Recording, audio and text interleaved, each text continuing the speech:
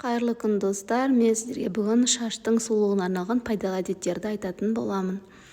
Кей қыздар шашы табиғатынан қалың және жылтыр келеді, бірақ сіз бұл қатарға жатпасаңыз, уайымдамаңыз.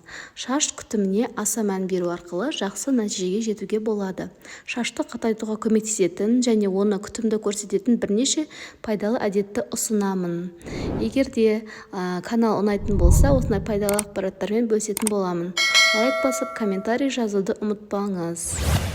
Ең бірінші әдет ол басты күнде жумаңыз. Біреулер күнде бас жууды дұрыс әрі қалыпты санайды. Ал басқалар керісінше басы сирек, мысалы аптасына бір рет жууды жөн көреді.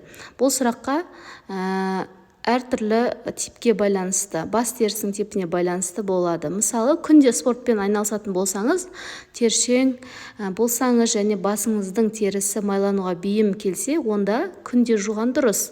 Ал басқа жағдайлардың барлығында басты аптасына 2 немесе 3 реттен жиі жумаған жөн. Сусабынды көп құймаңыз.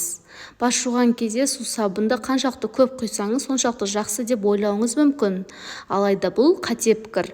Тазартушы сусабындар жоғары құнарландырылған құралдар екенін ұмытпаңыз. Шашты толықтай тазарту үшін оның аз мөлшері де жетеді. Егер де сусабынды қалай жағатыныңыз да маңызды. Алдымен құралдың аз мөлшерін алақаныңызға көпіртіп алыңыз, содан кейін ғана оны бас терісін жуыңыз. Тек бас терісін жуыңыз. Шаш ұштарын да арнайы көпіртудің қажеті жоқ. Сол секілді шаштың барлық ұзындығына тағы сусабын құймаңыз.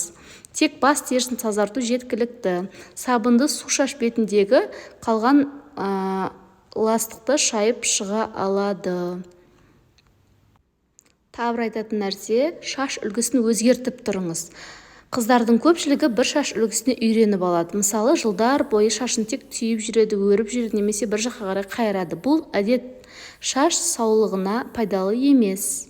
Одан шашқа күш түседі, ол сынады. Егер де сондықтан басқа шаш үлгісін байқап көріңіз және шаштың қайырылатын жерін жиі ауыстырып тұрыңыз. Стильмен тәжірибе жасаудан қорықпаңыз, үнемі жаңашылдық танытыңыз. Басты жылы суға жуыңыз. Басы тек жылы сумен жуу керек. Ыстық су шаш сапасына жағымсыз әсер ететін ұмытпаңыз.